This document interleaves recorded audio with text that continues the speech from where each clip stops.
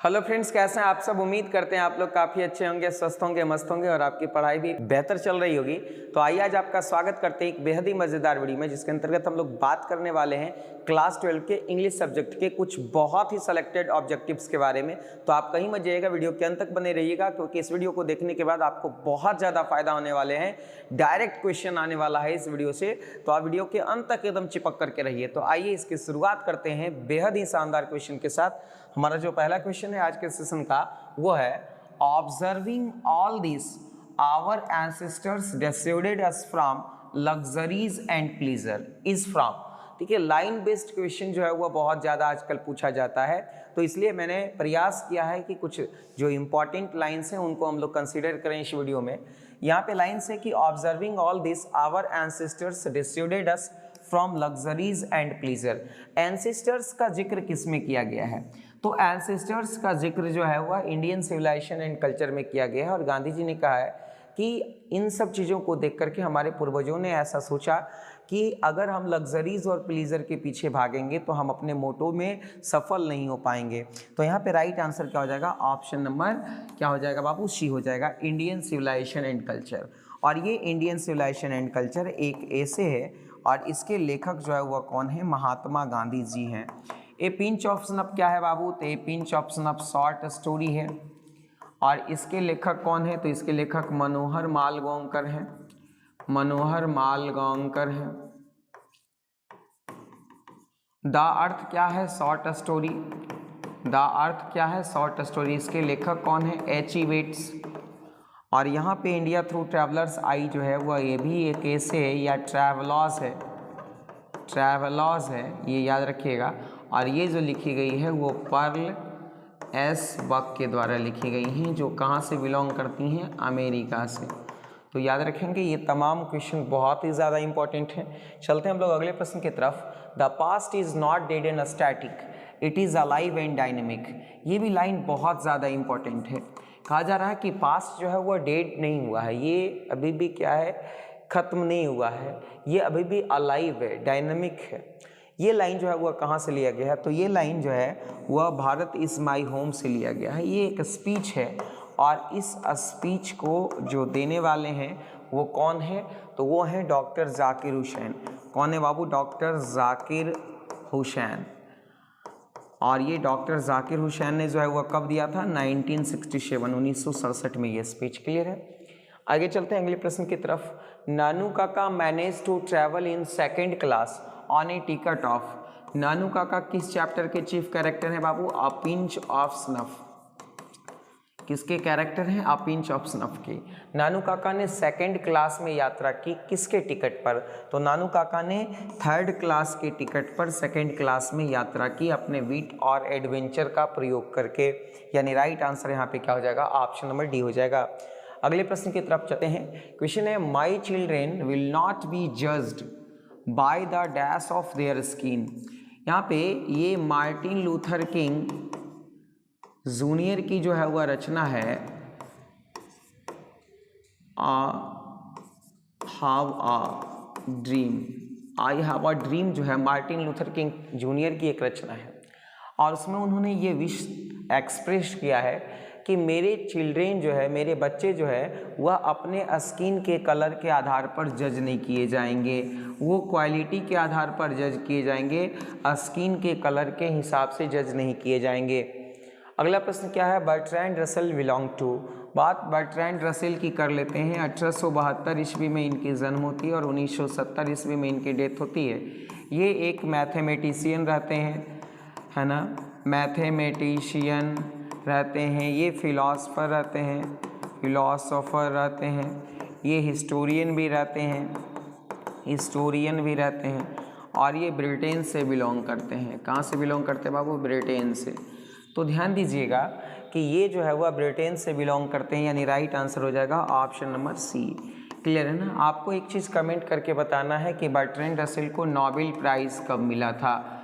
Bertrand Russell को Nobel prize कब दिया गया था, ये आपको कमेंट करके बताना है। आगे चलते हैं।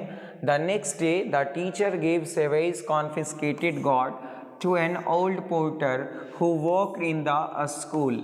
देखिए यहाँ पे क्या है कि अगले दिन जो है वह शिक्षक ने सेवई का जो जब्त किया हुआ गॉड था वो ओल्ड पोर्टर को दे दिया, स्कूल के ओल्ड पोर्टर को। तो ये लाइन कहाँ से लिया गया है? एक शब्द को पकड़ेंगे, यहाँ पे जिक्र आया सेवई का, तो सेवई किस चैप्टर का चीफ कैरेक्टर है बाबू? तो ये है द आर्टिस्ट चैप्टर का। किस चैप्टर का? द आर्टिस्ट चैप्टर का। यानी ये जो लाइन ली गई है वो किससे ली गई है? द आर्टिस्ट से ली गई है। ऑप्शन भी बिल्कुल क्या हो जाएगा? सही जवाब होगा। अगले प्रश्न की तरफ चलते हैं। Dash women had given up going international conferences. कहाँ की महिलाएं ने जो है वह अंतर्राष्ट्रीय सम्मेलनों में जाना छोड़ दिया? तो ये जो है सूडानी महिलाएं हैं, सूडान की जो महिलाएं हैं वो अंतर्राष्ट्रीय सम्मेलन में जाना क्या किया था? छोड़ दिया था। यानी राइट आंसर क्या हो जाएगा? Option number A. ये सब क्वेश्चन बहुत ही ज़्यादा इंपॉर्टेंट है और एक लेवल का क्वेश्चन है। अगर ये सब क्वेश्चन पूछता है तो क्वेश्चन पेपर का एक लेवल बनता है, तो आप ध्यान दीजिएगा। ये सब क्वेश्चन को निश्चित रूप से आप कवर कर लीजिए इस वीडियो के जरिए। आगे है advertisers contribute to the dash of the newspaper. ये एडवर्टाइज़र जो होते हैं वो न्यूज़पेपर के रिवेन्यू में कंट्रीब्यूट करते हैं, उनके रिवेन्यू को ये लोग बढ़ाते हैं, उनसे एडवर्टीजमेंट करवाते हैं, बदले में उनको मोटी रकम देते हैं। तो यहाँ पे राइट आंसर क्या हो जाएगा बाबू? रिवेन्यू यानी राजस्व। कि एडवर्टाइज़र जो है वह न्यूज़पेपर के रिवेन्यू में कंट्रीब्यूट करते हैं, उनके राजस्व को बढ़ाते हैं। चलते हम लोग अगले प्रश्न की तरफ। बहुत ही शानदार क्वेश्चन है। How many hens were at first kept by Benjy. Benjy के द्वारा शुरुआत में कितने मुर्गियों को रखा गया डॉक्टर के एडवाइस पे? तो बेंजे किस चैप्टर का कैरेक्टर है बाबू? द अर्थ का। और बेंजे के पिता का नाम रहता है जॉनसन। क्या रहता है? जॉनसन। तो उनके सलाह पर जो है वह करीब करीब 2 दर्जन जो है वह मुर्गियां क्या की गई थी? रखी गई थी। यानी राइट आंसर क्या हो जाएगा? Option number C. चलते हम लोग अगले प्रश्न की तरफ। हमारा अगला क्वेश्चन है Pearl S work is the writer. बात हम लोग पर्ल एस वर्क की कर लेते हैं। तो इनको 1938 में नोबेल प्राइज मिला, ये याद रखना है।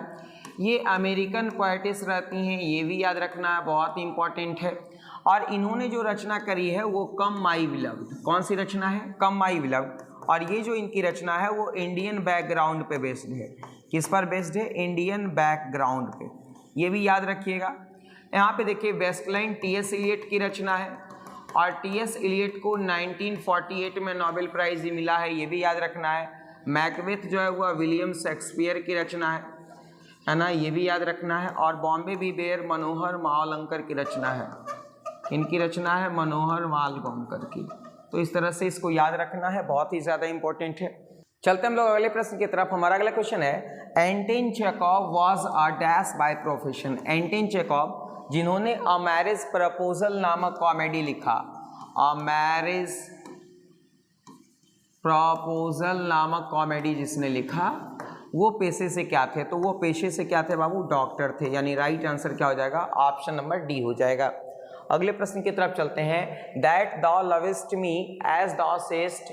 ये लाइन जो है वह कहाँ से लिया गया है? तो ये लाइन जो है वह lyrical poem sweetest love I do not go से लिया गया है। कहाँ से लिया गया बाबू? Sweetest love I do not go से। जिसके लेखक कौन है? तो जिसके लेखक हैं जॉन डनी, जो मेटाफिजिकल पोएट्री के पायनियर होते हैं। आगे चलते हैं अगले प्रश्न की तरफ। Who composed leaves of grass. Leaves of grass रचना किसकी है? तो लिव्स ऑफ ग्रास 1855 में पब्लिश हुई और ये वॉल्ट विटमिन की रचना है। और वॉल्ट विटमिन कहाँ से बिलोंग करते हैं बाबू? अमेरिका से। कहाँ से बिलोंग करते हैं? अमेरिका से। अगले प्रश्न की तरफ चलते हैं। क्वेश्चन है Auden won the Pulitzer prize for his collection of poems. W.H. Auden क्या है? W.H. ऑर्डेन के बारे में बात की जा रही है, जो कि शुरुआती स्तर में अमेरिका, बाद में इंग्लैंड आ गए थे, इंग्लैंड से बिलोंग करते हैं। और इनकी किस रचना के लिए इनको पुलित्जर प्राइज से सम्मानित किया गया? तो यहाँ पर ध्यान से देखिएगा, इनकी एक बहुत ही इंपॉर्टेंट रचना थी the age of anxiety. The age of anxiety के लिए इनको पुलित्जर प्राइज से सम्मानित किया गया। यानी ऑप्शन नंबर सी बिल्कुल क्या है? सही जवाब है। अगले प्रश्न की तरफ चलते हैं। क्वेश्चन है conspiring with him how to load and bless is taken from. ये जो लाइन है वो बहुत ही ज़्यादा इंपॉर्टेंट है कि conspiring with him how to load and bless, कि उसके साथ संयंत्र रच करके किस प्रकार से जो है वह फलों को फूलों को पूरी तरीके से एकदम लाद देना है फल से फूल से। ये बातें, ये सीन, ये दृश्य जो है वह किस पोएम में की गई है? तो ये की गई है ऑड टू ऑटोमन में। किस में की गई है बाबू? ऑड टू ऑटोमन में, जिसके लेखक कौन है? जॉन कीट्स, जो कि एक रोमांटिक पोएट रहते हैं, जो कि एक क्या रहते हैं? रोमांटिक पोएट रहते हैं। और इनकी बहुत सारी रचना है, जैसे इंडीमियन, लैमिया, हाइपेरियन, है ना, ये सब इनकी बहुत ज़्यादा क्या है? महत्वपूर्ण रचना है। आगे चलते हैं। Dash was honoured with the order of merit in 1953। किसको या किस पोएट को क्वीन एलिजाबेथ द्वितीय ने जो है वह ऑर्डर ऑफ मेरिट प्राइज से 1953 में जो है वह अवार्ड किया था, ऑनर किया था? तो वो थे कौन? तो वो थे वॉल्टर डी ला मेयर। कौन थे बाबू? ऑप्शन नंबर सी हो जाएगा, वॉल्टर डी ला मेयर। अगले प्रश्न की तरफ चलते हैं। ए डस्ट होम डैश वोर सेप्ड मेड अवेयर। ए डस्ट होम डैश वोर सेप्ड मेड अवेयर।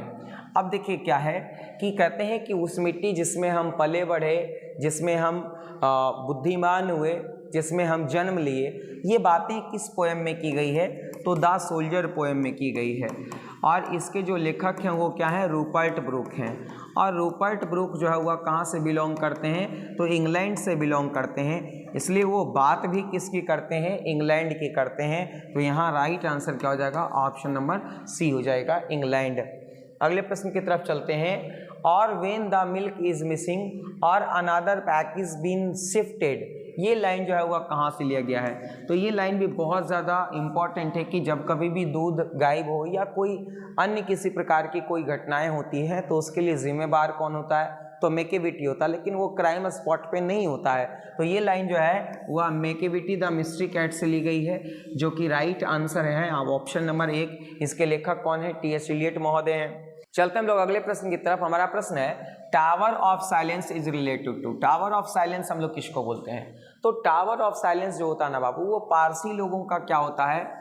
वो स्थान होता है जहाँ पे उसके अंतिम संस्कार किए जाते हैं, उसको हम लोग टावर ऑफ साइलेंस बोलते हैं। और पारसी लोग जो होता है वो फायर वर्शिपर्स होता है, अग्नि पूजक समुदाय का लोग होता है। तो यहाँ पे राइट आंसर हो जाएगा ऑप्शन नंबर बी। और यहाँ पे जो है वह कौन से राइटर हैं? के.की.एन. दारूवाला।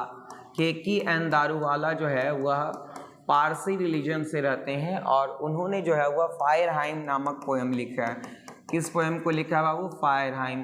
तो ये बात आपको एकदम निश्चित रूप से याद रखनी है। आगे चलते हैं। Was it cowardice that I dared not to kill him? अब देखिए यहाँ पे क्या है, यहाँ पे एक जो पोएम है स्नेक, उसमें जो पोएट खुद के साथ कन्वर्सेट कर रहे हैं कि was it cowardice that I dared not to kill him, कि क्या यह डरपोकाना हरकत है कि मैं एक सांप को नहीं मार पाया, मैं उसको नहीं मार पाया। तो ये जो लाइन है वो कहाँ से ली गई है? वो स्नेक पोएम से ली गई है। कहाँ से ली गई है बाबू? स्नेक पोएम से ली गई है। और जिसके लेखक कौन है? डी.एच. लॉरेंस। कौन है बाबू? डी.एच. लॉरेंस, जो कहाँ से बिलोंग करते हैं? इंग्लैंड से बिलोंग करते हैं। ये सब बहुत ही ज़्यादा इंपॉर्टेंट क्वेश्चन है जिसे आप याद रखेंगे। अगले प्रश्न की तरफ चलते हैं। कमला दास हैज रिटेन द पोएम। कमला दास ने जो है वह कौन सी कविता लिखी है? तो कमला दास जो है वह माई ग्रैंड मदर्स हाउस लिखी हैं। कौन सी पोएम लिखी है? माई ग्रैंड मदर्स हाउस, जो कि ऑटोबायोग्राफिकल पोएम है, यानी राइट आंसर ऑप्शन नंबर 1 हो जाएगा। अगले प्रश्न की तरफ चलते हैं। A standard British English speech came to known as. ये बहुत ही ज़्यादा इंपॉर्टेंट क्वेश्चन है, इसको याद रखिएगा कि स्टैंडर्ड ब्रिटिश इंग्लिश को क्या कहा जाता है? तो स्टैंडर्ड ब्रिटिश इंग्लिश को रिसीव्ड प्रोनाउंसिएशन कहा जाता है। क्या कहा जाता है बाबू? Received pronunciation. क्लियर है? यानी ऑप्शन नंबर डी बिल्कुल क्या है? सही जवाब है। बहुत ही ज़्यादा इंपॉर्टेंट सवाल है ये। आगे चलते हैं। The Anglo sections invaded England in. Anglo sections जो है वह इंग्लैंड में कब आए? तो करीब करीब 449 AD में आए। तो इसको हम लोग कह सकते हैं कि ये 5th सेंचुरी में जो है वह इंग्लैंड में इन्वेड किए, यानी राइट आंसर ऑप्शन नंबर क्या हो जाएगा? ए हो जाएगा। अगले प्रश्न की तरफ चलते हैं। The English language of today reflects that century of political and social development.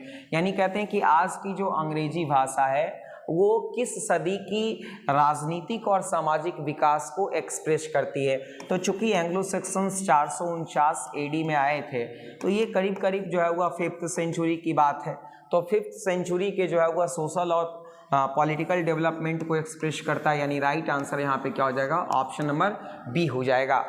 अगले प्रश्न की तरफ चलते हैं बाबू। देखो बहुत ही इंपॉर्टेंट क्वेश्चन है, who were called together the Anglo sections. Anglo sections हम लोग किनको कहते हैं, तो ये एंगल्स, सेक्शंस और ज्यूट्स, ये तीनों को मिला करके हम लोग जो है 3 अलग अलग जो है वह समूह थे, उनको हम लोग संयुक्त रूप से एंग्लो सेक्शंस कहते थे, यानी राइट आंसर यहाँ पे क्या हो जाएगा, ऑप्शन नंबर डी हो जाएगा। तो दोस्तों उम्मीद करते हैं कि आपको ये वीडियो अच्छा लगा होगा, आपके लिए कुछ फ़ायदेमंद होगा। तो आप वीडियो को लाइक कर दीजिए, शेयर कर दीजिए, और चैनल पे नए हैं तो सब्सक्राइब करके बेल आइकन को ज़रूर दबा दीजिए। आज के लिए इतना ही, बहुत बहुत धन्यवाद आपका।